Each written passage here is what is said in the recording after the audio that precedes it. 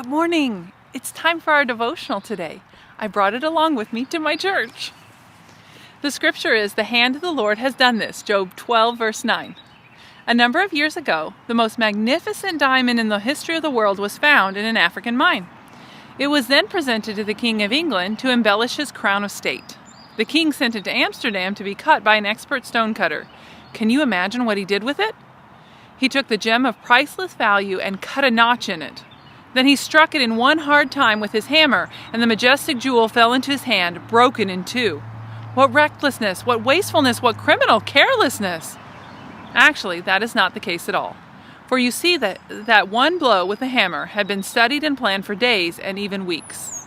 Drawings and models had been made of the gem. Its quality, defects, and possible lines along which it would split had all been studied to the smallest detail. And the man to whom it was entrusted was one of the most skilled stonecutters in the world. Now, do you believe that blow was a mistake? No, it was the capstone and the culmination of the stonecutter's skill. When he struck that blow, he did the one thing that would bring that gem to its most perfect shape, radiance, and jewel splendor. The blow that seemed to ruin one of the most majestic precious stones was actually its perfect redemption. For from the halves were fashioned two magnificent gems. Only the skilled eye of the expert stonecutter could have seen the beauty of two diamonds hidden in the rough, uncut stone as it came from the mine. Sometimes in the same way, God lets us have a stinging blow fall on our life.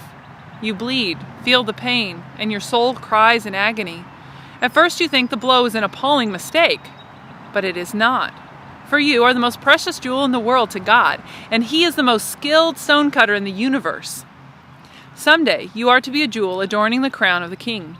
As you lie in His hand now, He knows how to deal with you. Not one blow will be permitted to fall on your apprehensive soul, except what the love of God allows.